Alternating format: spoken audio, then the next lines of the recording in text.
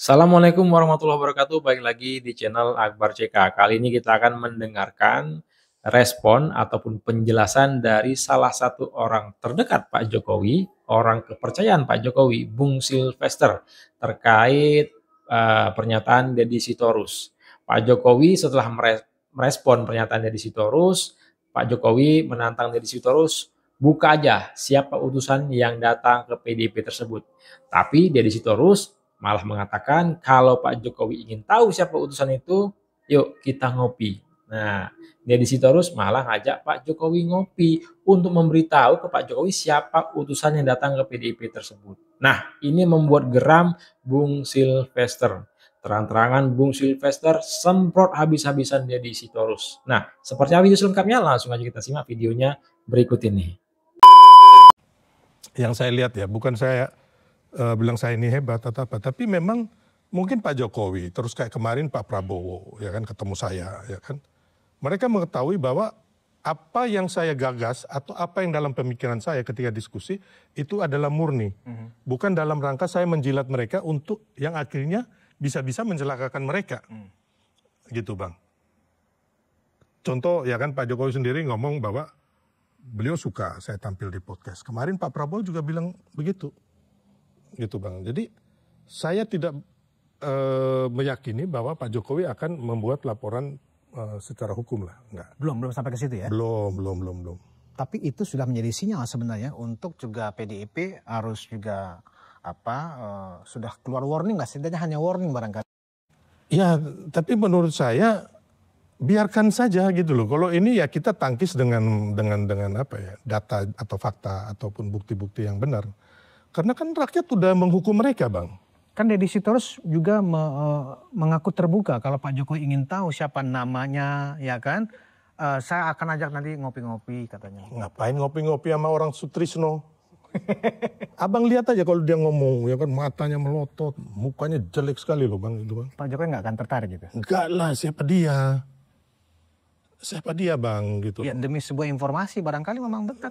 Jadi tahu kan Pak Jokowi. Ya deh, nggak ada bang, abang. Deddy Sitorus biar saya tahu siapa nama utusan yang ini bohong besar, tipu-tipu, omon-omon, dan dia ini nothing gitu loh. Ngapain kita mesti urusin beliau, si Deddy gitu loh. Pak Jokowi lebih baik kan urus rakyat, ya kan ngurus Pak Prabowo, Mas Gibran. Jadi nggak ada gunanya bang ketemu orang ini. Lihat aja mukanya aja muka stres gitu loh bang, ya kan. Penuh kebencian tuh kalau dia ngomong itu mukanya tuh penuh kebencian, sumpah serapah ya kan. Mungkin dia ngomong mulutnya bau banget itu bang.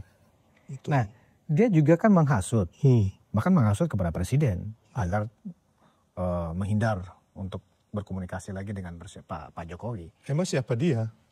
Itu nggak akan digubris juga oleh Presiden Prabowo. Ya nggak mungkin lah, jangankan dia, bosnya dia, ya majikannya dia, ya kan mereka ini kan hanya petugas partai atau jongosnya Megawati Soekarno Putri, ya kan? Itu aja nggak didengar oleh Pak Prabowo dan Pak Jokowi. Mau kau lagi, ya kan? Siapa lu gitu loh? Enggak bang, karena bukan. Jadi gini, saya rasa Pak Jokowi atau Pak Prabowo pasti akan mendengar. Siapapun rakyat kita, even rakyat jelata ya. Ya saya ini siapa gitu, tapi bisa dipanggil Pak Jokowi, kemarin dipanggil Pak Prabowo, kemarin dipanggil Pak Mas Gibran dalam hari yang sama. Tapi kan mungkin mereka memanggil kita atau masyarakat yang lain. Karena kan ada nilai-nilai kebenaran di situ. Berarti Bung Silvester ini tak hanya dekat dengan Pak Jokowi ya, dengan Pak Prabowo, dengan Gibran juga ya. Ada nilai-nilai ada gagasan-gagasan yang untuk bagaimana kita menyatukan bangsa atau berjuang bersama untuk Indonesia yang maju. Kalau penyinyir ini mau dipanggil bang, mau buat apa gitu loh. Kemarin aja kita lihat, mau bikin gaduh aja. Mereka memerintahkan jangan ikut retret. Pak Prabowo nggak bergeming, ya kan? Nggak ada tawar-menawar, ya kan? Jadi akhirnya yang ada mereka akhirnya ikut retret gitu loh. Bahkan Pak Prabowo malah bilang kalau Anda keberatan silakan mundur kan lagi. Iya bang, jadi ini kan hanya omon-omon aja bang, ya kan? Tipu-tipu, bohong-bohong. Nggak ada mengandung kebenaran sedikit pun. Kira-kira Bang Sil, kalau ini dianggap memang Pak Jokowi tidak akan bertindak apapun, kira-kira ada nggak sih batas ya sikap yang seperti apa dari para haters ini termasuk elit PDIP ini ya untuk Pak Jokowi benar-benar bertindak pada level yang seperti apa yang dibatas apa yang ditolerir sehingga kalau itu dilakukan nggak ada lagi Pak Jokowi pasti akan melakukan sesuatu yang sifatnya konkret gitu loh. Ya saya pikir biar saja ya Bang. Ini kita ngomong Pak Jokowi ini udah tahap orang yang menurut saya ini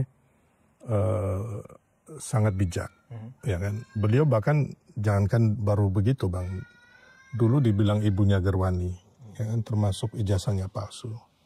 Ya nggak ada beliau mengambil tindakan apapun. Tapi ingat, rakyat makin mencintai Pak Jokowi, gitu loh. Pak Jokowi bisa menang bukan karena faktor PDIP, karena memang rakyat suka Bang, gitu loh.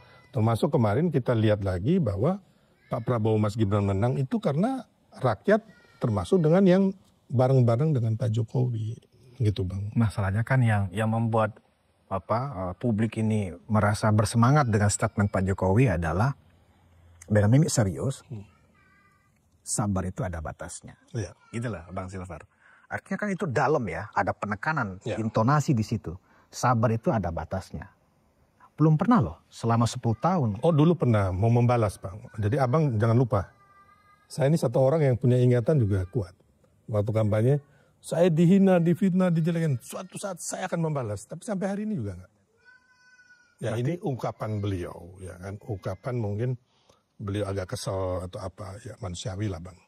Tapi dari hatinya, beliau ini suatu orang yang mau memaafkan, mau merangkul orang. Jadi, kalau menurut saya, Pak Jokowi juga sadar bahwa nanti kayak orang seperti si Dedi atau tahun PDIP, mereka sebenarnya kan sudah dihukum rakyat dengan kemarin-kemarin itu Bang.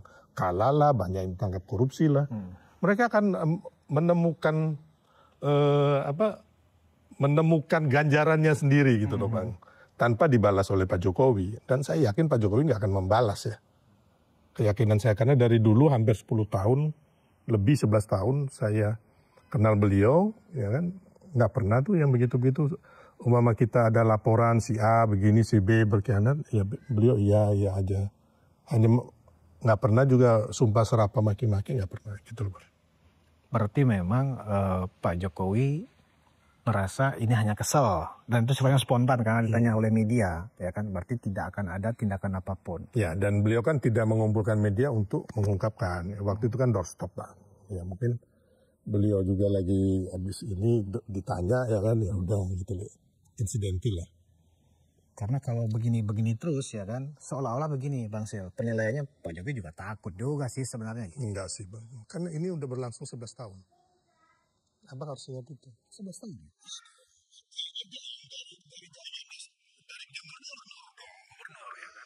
Dan akhirnya Pak Jokowi memetik hasilnya.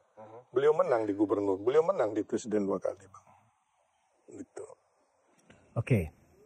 Bang Sil, ini yang juga harus saya sampaikan ke penonton Ruang Konsensus. Ya kan di luar masalah yang tadi ya, yang kita anggap tuh ternyata oke lah, kita menunggu aja untuk masalah keadilan yang diminta oleh Hasto tanpa memfitnah siapapun termasuk Pak Jokowi, ikutin sidang pengadilan. Publik silahkan ikutin apa yang akan dilakukan oleh jaksa penuntut, apa pembelaan Hasto, kita ikutin sidang.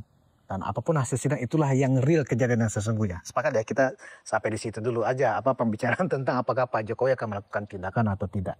Nah itu dia video kita kali ini, silakan ketik komentar kalian di kolom komentar terkait video yang udah kita tampilkan tadi.